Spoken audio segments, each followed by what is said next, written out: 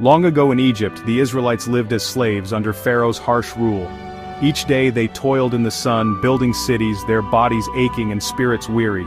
They remembered stories of a loving God who promised them freedom, but now they felt forgotten. In their pain they cried out to God, praying for rescue. Their prayers rose from the dust, desperate and hopeful. God heard every cry and remembered his promise. He saw their suffering and decided it was time to act. God would choose a leader to confront Pharaoh and set his people free. Far away, a plan began to unfold, one that would change everything. The Israelites' hope was not lost. Their story was about to take a new turn. God's love was moving, even in the darkest times. A great adventure was about to begin.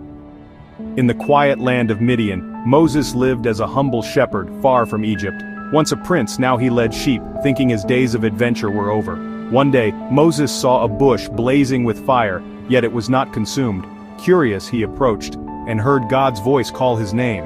God told Moses to remove his sandals. He was on holy ground. God revealed he had heard the Israelites' cries and would rescue them.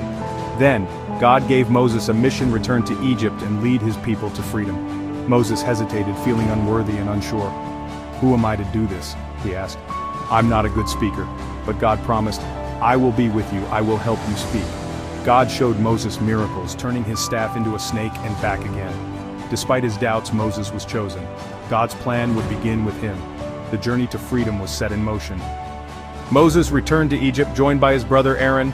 Together they stood before Pharaoh and delivered God's message, "Let my people go."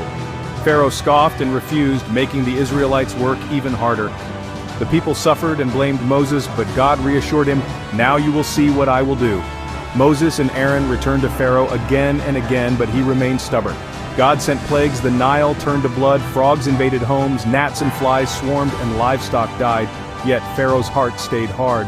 None of the plagues harmed the Israelites. God was showing his power, but Pharaoh would not listen. The struggle for freedom grew more intense. The Israelites waited, hoping for deliverance. God's promise was not forgotten. The showdown was far from over. After many plagues, God warned of one final devastating plague.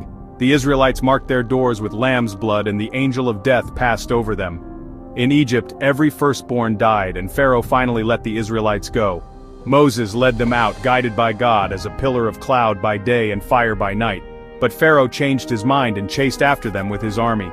Trapped by the Red Sea, the Israelites panicked. Moses told them, "Do not be afraid. Stand firm and see the Lord's deliverance." God would fight for them. The people waited, caught between fear and faith.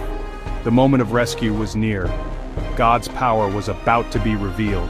The sea stood between slavery and freedom. God told Moses to stretch his staff over the sea. A mighty wind blew, parting the waters and creating a dry path. The Israelites crossed safely, walls of water on either side. God's pillar of fire protected them from the Egyptians. When the last Israelite was across, the Egyptians followed, and the waters crashed back, sweeping them away. The Israelites stood on the far shore, free at last. Joy and relief filled the air. Miriam led the people in song and dance, praising God for their deliverance.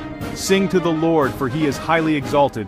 Their journey was just beginning, but they knew God was with them. The God who parted the sea would guide them forward. Their fear turned to faith. A new chapter of hope had begun.